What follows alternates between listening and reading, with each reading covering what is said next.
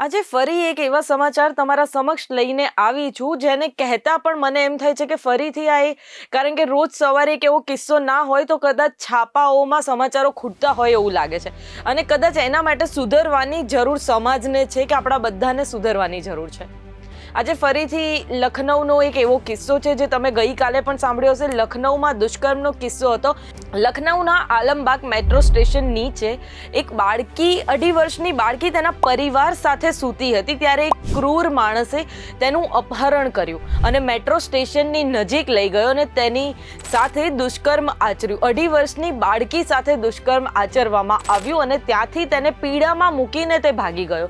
જ્યારે બાળકીના માતા પિતા જાગી ગયા અને ડરી ગયા કે બાળકી ક્યાં છે તે તેની શોધખોળ કરવા લાગ્યા અને પછી જ્યારે તેમને શોધખોળ ચાલુ કરી તો મેટ્રો સ્ટેશનની નજીક તે બાળકી પીડાથી લોહીથી લથપથ જોવા મળી।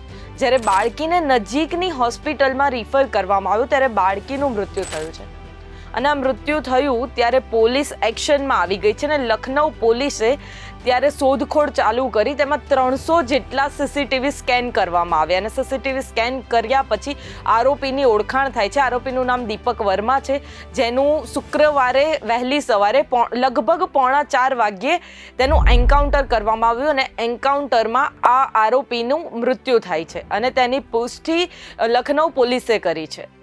આરોપીના મૃત્યુ વિશે આલમબાગ ના પોલીસ ઇન્સ્પેક્ટર સુભાષચંદ્ર સરોજે તેની પુષ્ટિ કરી છે। તો આવો જાણીએ ઇન્સ્પેક્ટરનું શું કહેવું છે।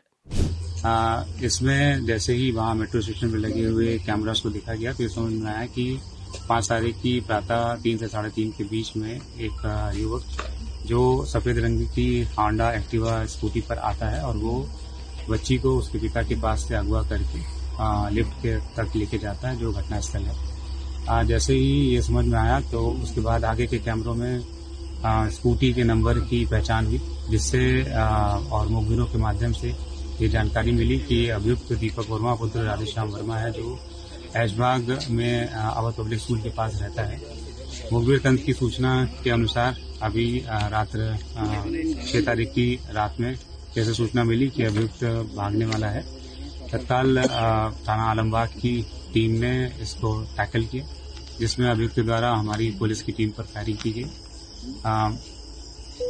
जवाबी फायरिंग में अभियुक्त को गोली लगी है जिसकी हालत अभी गंभीर है। इसको यहाँ से लोकबंधु अस्पताल शिफ्ट किया गया है। इस अभियुक्त की गिरफ्तारी हेतु उसका इलाज KGMU में हो रहा है जहाँ पे उसकी स्थिति अभी गंभीर है।